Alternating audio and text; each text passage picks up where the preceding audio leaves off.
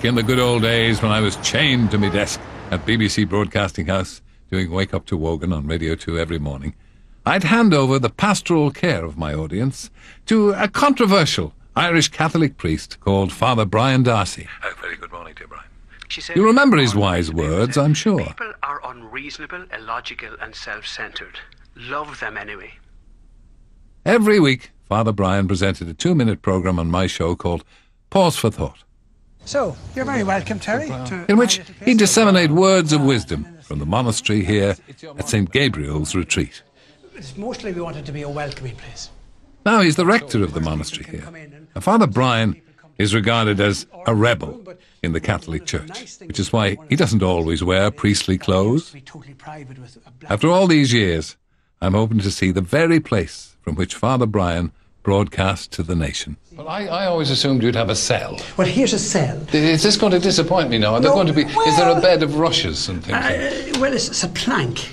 This is my room. Your simple bedroom. My simple bedroom. And also, what have you got here? And this is a lovely red light, which should remind you of something. Yeah. For 20 years, on Pause for Thought, usually on a Monday morning, I joined you, so this little red light was burning outside the door. It's of no religious significance whatsoever? Only that Terry Wogan broadcast at the other end. And I sat down here, put on my headphones, and spoke to the nation, to 8 million people from this little desk, and then went back to bed. I got up at 5:20 every morning, traipsed into London, into Broadcasting House. You got out of the bed, in the pyjamas, turned around into the pyjamas, and said, "Good morning, Terry." There are times when we let the world get the better of us, and there are times when we let depression blind us to the good things all around us. Well, outside of his radio broadcasts, Father Brian works in a troubled world. In 2009, the Murphy Report confirmed that there'd been a number of cases of child abuse by Catholic priests in Dublin from the 1970s. And this has seriously undermined people's confidence in the Catholic Church. Father Brian has been a very public critic of the way the Vatican has handled these revelations. The present Irish Catholic Church is in a complete mess. The Murphy Report discovered there were 11 abusive priests in one diocese. I was on the Council of Priests in Dublin during that time, and it was never mentioned. And I have to say, it shook me to my roots, not just in priesthood, but in faith itself, that so much could have been hidden. And in the middle of all of that, you had abusive priests who joined the priesthood so that they could abuse children. That's the fact of it. And what is even more difficult for the people to understand is not just the abusive priests, but that these people could be hidden, enabled, changed, and in turn helped to abuse more by those in authority who should have known better. And it has to be said, the Irish people, I think their faith has been shattered. To seek refuge from the crisis the Church finds itself in, Father Brian is drawn back to a time before organised religion, to a time before Catholic and Protestant churches.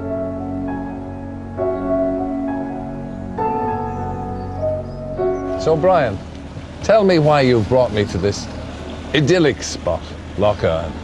I used to be with you in the programme and you say, "Where are you speaking from this morning?" I say, "I'm looking out across the idyllic Lough," and you never believe me. And so now you see how idyllic this place is. All those word pictures that I gave you, they fade into nothing when you actually see the beauty of it.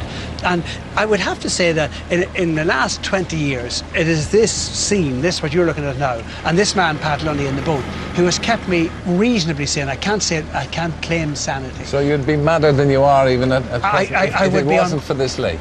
Terry, I would be unbearably mad if it wasn't. So what do? You come out here and reflect, or just sit and think of nothing? I think both are the same thing. This has always been, it's a sacred thing, it's a Celtic thing. It's here thousands of years. It's here long before Christianity. And the Christians used this in the very beginning. Right back to St. Malash and Devenish, the famous Columbanus of Iona, all of those came on this lake and reflected on it. This was the kind of place that bred the island of saints and scholars. Now, what it does to me is, somehow or another, once you get into this, there's a kind of a spirituality, you know, that's missing everywhere else in Ireland.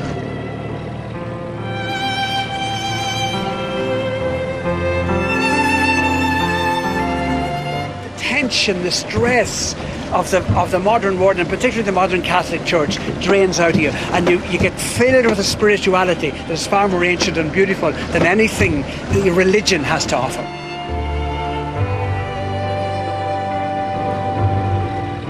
Father Brian takes his inspiration from the early Christian fathers, and with people's faith in the Catholic Church at an all-time low in Ireland, it needs ambassadors like Father Brian Darcy more than ever before.